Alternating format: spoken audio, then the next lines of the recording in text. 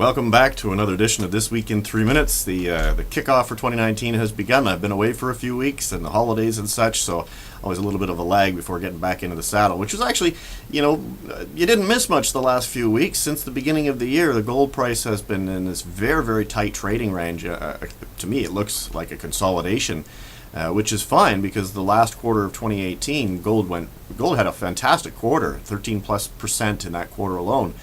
Versus everything else that was in the negative territory. So, it did what it was supposed to do, offset some of that volatility and provided some security and peace of mind for those that were fortunate enough and wise enough to own it.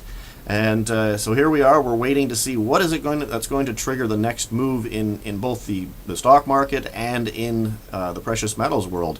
I think it's going to probably be reminiscent of what we saw in 2011. Gold and silver went crazy in 2011 because it was the first and only time where the United States had their credit rating downgraded, and it was a direct result of the government shutdown they had. So we've got the same situation in the U.S. right now, where as of today, it's 4 weeks that the government has had a shutdown going on, which means we're only 2 weeks away or so. The funding runs out at the end of January for all kinds of people who are expecting to get paychecks and cards and so on and so forth. In fact, actually, the U.S. government has ordered these people back to work in spite of the fact they're not getting a check.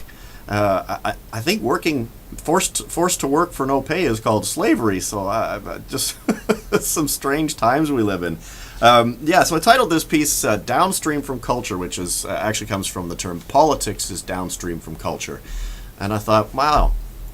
That's an interesting statement because, well, what is the culture that we have here? Well, obviously, everything is predicated upon the financial system working. If the money system doesn't work, then all of this other stuff falls all to pieces. So it's almost like, people expect the monetary system to be like the ocean. It's always been there.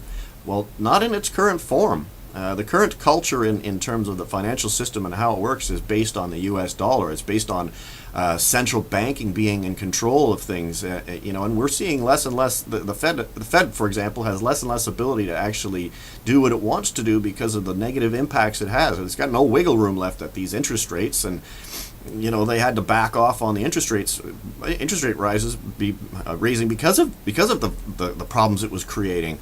So they don't have all the solutions. That high frequency trading by computers and such is perfectly safe and fine, and that's the future and so on. Meanwhile, in Hong Kong the other night, they had all kinds of stocks all of a sudden sell off for no bloody reason, and in some cases up to over 80%. What's going on here? Well, it seems to me like a couple of computers went haywire. The ETFs, the new favored darling of the investment world, are as safe as mutual funds. Well, wait till the liquidity gets tested on those instruments. It's not going to seem like they're so cheap anymore. That the world thinks that the U.S. dollar is the best form of money globally. Well, there's a lot of central banks that seem to be reversing that mindset and the way that they're accumulating gold. And finally, that debt doesn't matter. Well, for the time being, it seems it doesn't. So my question to you is, what happens when the culture changes as a result of the monetary system no longer functioning like it has for the last 40 years? What does that look like on the other side, and how do we get there? Well, of course, the answer is obvious. You're going to need something real, tangible, durable, accepted, known, and that has a proven track record. And I think the physical precious metals you own are going to be the tool that will help get you to that other side. So in the meantime, have yourself a great weekend. We'll see you next Friday. Cheers for now.